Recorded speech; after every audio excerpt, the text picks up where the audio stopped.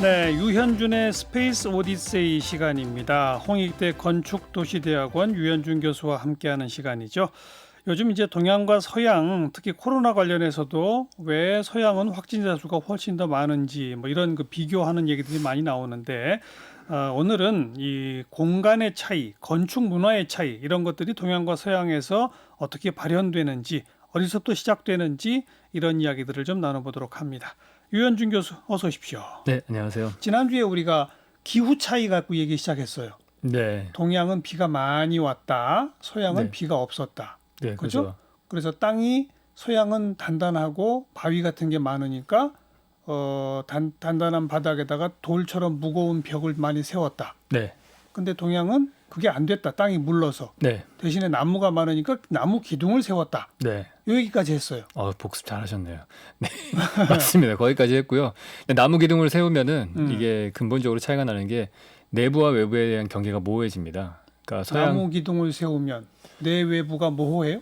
그러니까 벽으로 그 건물을 지어서 어. 방을 만들게 되면은 방의 안과 밖에 딱 벽으로 명확하게 단절이 되잖아요. 그렇죠. 근데 만약에 그걸 기둥으로 세우게 되면 우리가 어. 이제 정자 같은 걸 한번 상상을 해보시면 예. 기둥 4개로 지붕을 받치고 정자가 만들어지죠. 예. 근데 거기는 거의 벽이 없잖아요. 근데 옛날 우리 집 보면은 다 또 흙담도 네. 쌓고 하잖아요. 그러니까 그거를 실제로 집 안에서 경계가 모호하기 때문에 그런 데는 흙으로 뭐 벽을 세우기도 하고 창문 같은 건 그 당시에 우리가 종이가 이미 발명돼 있었기 때문에 동양에서는 창문을 종이로 가볍게 만들 수 있었거든요. 넓은 창문이 가능했죠. 네. 그리고 그거를 뭐 처마에다 걸기도 하고. 예. 근데 반대로 서양 같은 경우에는 벽에다가 구멍을 조그맣게 뚫어서 나무로 된 덧문을 달았거든요. 아, 맞아요. 맞아요. 그러니까 안에서 밖이 잘 안 보이는데 그렇죠. 동양의 건축은 이게 가벼운 창문으로 돼 있고 벽이 기둥으로 받치고 있으니까 벽이 거의 없어도 되는 상황이 되는 거죠.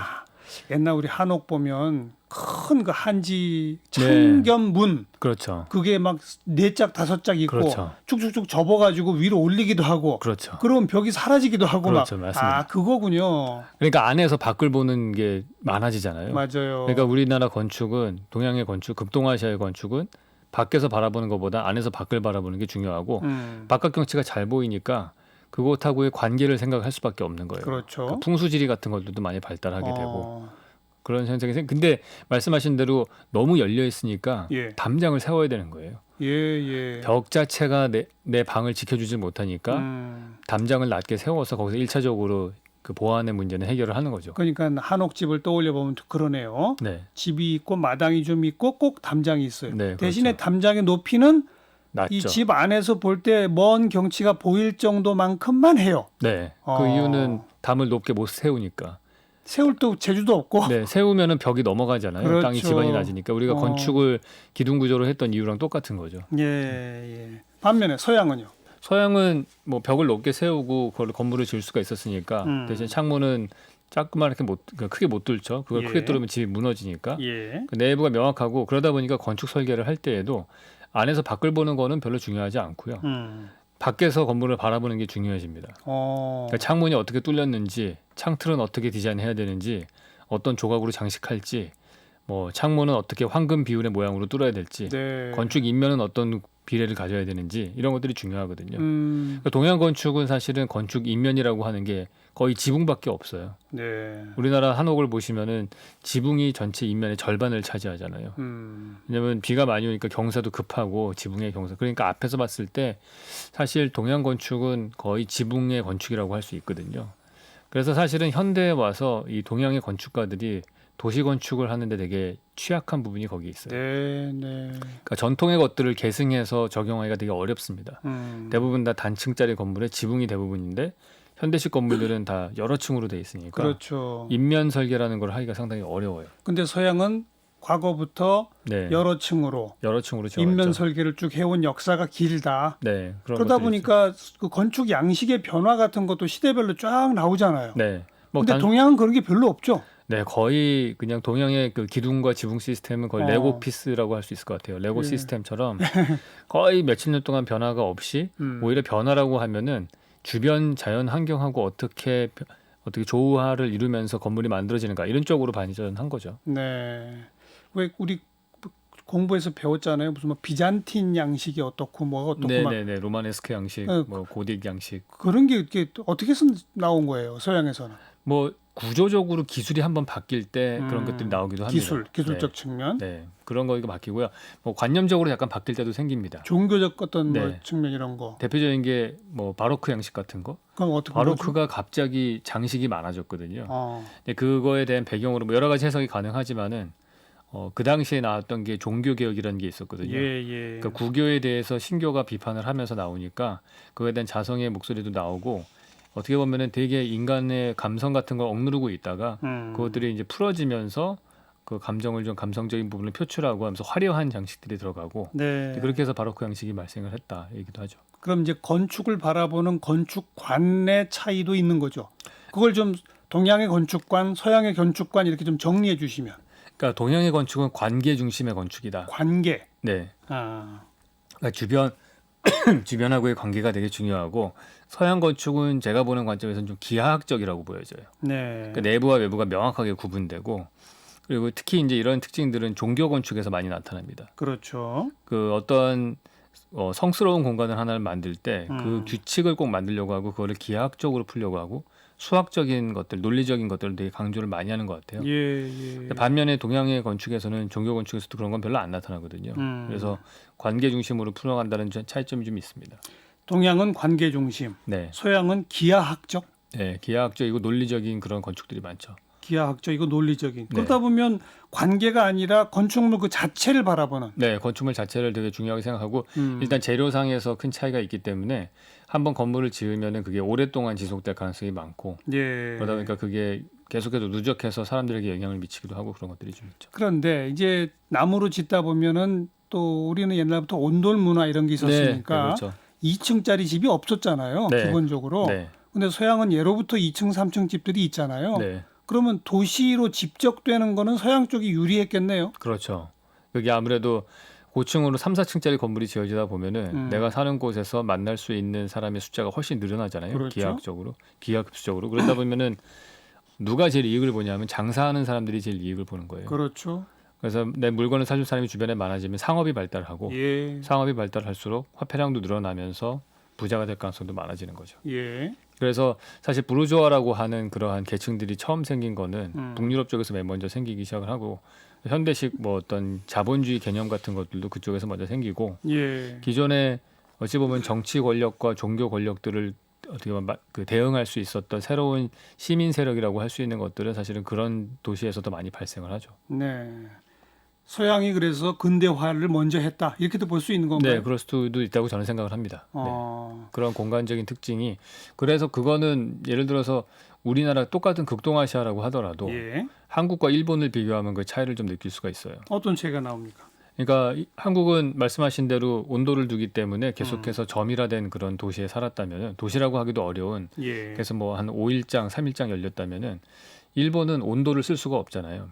거의 지진이 많기 때문에 구들장이 내려앉거든요. 그러니까 난방 시스템이 일본은 온돌이 아닌 가벼운 다다미방에다가 화로를 넣는 식으로 발달을 그랬죠. 합니다. 네. 그러면은 이 사람들은 2층짜리 집을 지을 수가 있어요. 맞아요. 그래서 대한민국의 그러니까 조선의 경복궁은 단층으로 되어 있지만은 오사카 성은 5층으로 되어져 있고 맞아요.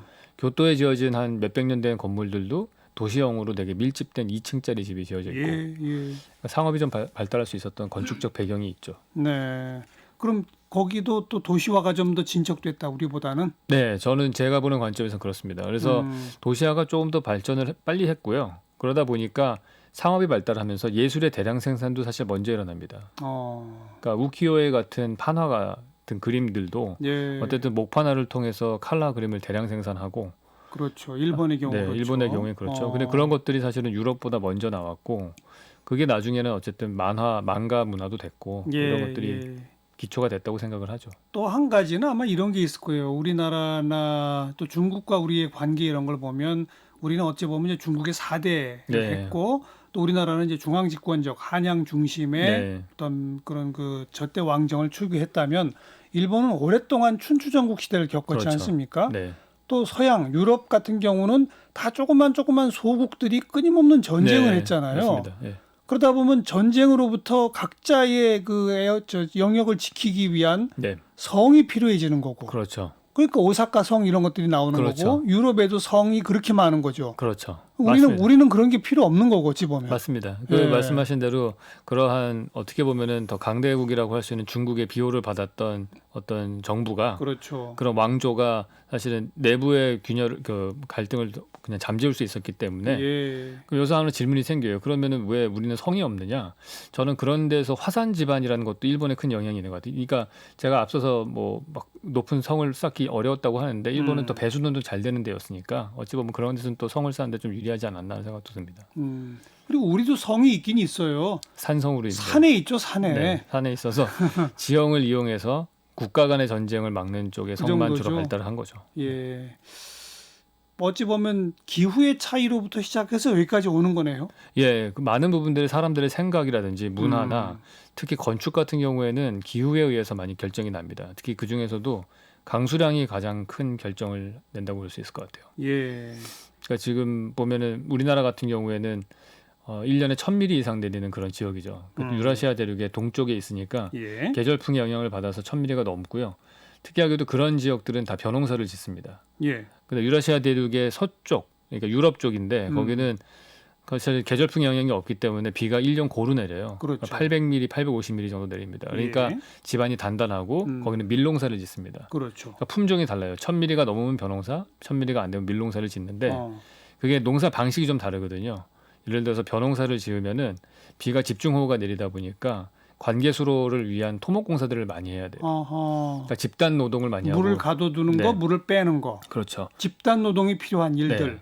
그다음에 모내기도 집단으로 하고 태풍 오기 전에 추수도 같이 해야 되고. 근데 밀농사는 씨 뿌리는 모습 자체가 혼자 씨를 뿌리거든요. 예, 예. 그러니까 그런 뭐 밀레에 씨 뿌리는 뭐 농부 이렇게 사진 그렇죠. 보면 혼자 가방에 이렇게 씨 예. 달고서 이렇게 뿌리잖아요. 예, 그러니까 예.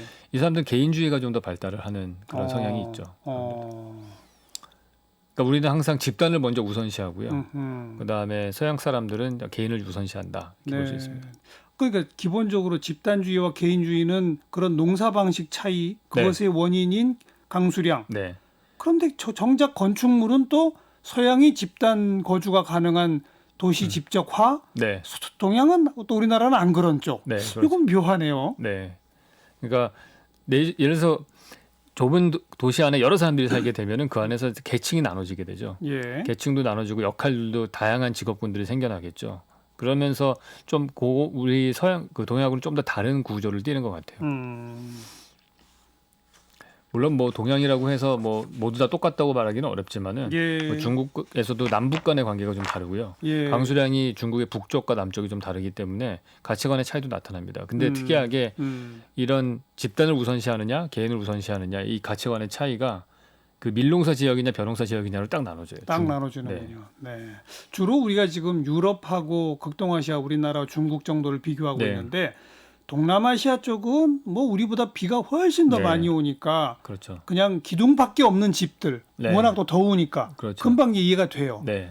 그럼 저쪽 뭐 서남아시아나 중동 이쪽은 또 어떻게 설명을 해야 됩니까? 거기는 비가 적게 내리니까 일단 지붕이 별로 중요하지가 않죠. 그리고 구할 수 있는 건축 자재 자체가 진흙밖에 없기 때문에 강가에 그걸로 벽돌을 구워가지고 벽을 쌓는 그러면 지붕은 평평한 그런 최초의 도시의 모습들을 보면은 다 그렇게 되어 있습니다. 그쪽에 농사는 주로 뭘 지었죠? 농사는 뭐 그 당시에 뭐 보리도 쓰고 예. 밀도 하고 뭐 이렇게 했는데 그 당시에 그 주요 그 방법은 사실은 물은 되게 풍부하고 강가에 비옥한 땅은 있으니까 거의 관계수로를 이용을 해서 네. 뭐 나일 강가라든지 아니면 메소포타미아 지역의 티그리스 유프라테스 강에서 그런 데서 농사를 했죠. 그러니까 농사짓기엔 되게 적합한 그런 컨디션이죠. 알겠습니다.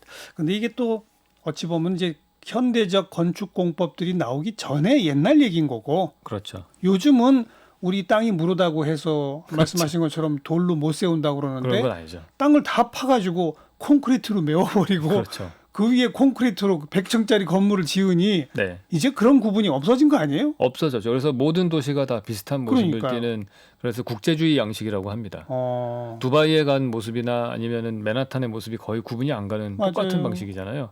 뭐 저기 상하이 푸동지구도 그렇고 푸동지구도 뭐 방콕도 그렇고 예. 그것들이 이제 어떻게 보면은 인간의 힘이 너무 커졌기 때문에 이런 기후적 제약이라든지 이런 걸 극복할 수 있는 수준이 된 거죠. 그래서 사실은 그게 개성이 좀 없어지면서 문화가 단조로워지고 네. 그건 안 좋은 거는 생물학적으로 보나 문화적으로 보나 하나로 통일이 될 경우에는 어떤 실현이 다양성이 닥쳤을 없어지는 때, 거죠. 그랬을 때 이게 한 번에 다 망가질 수 있는 그게 음, 사실은 인류의 위기 중에 하나라고 생각을 합니다. 알겠습니다.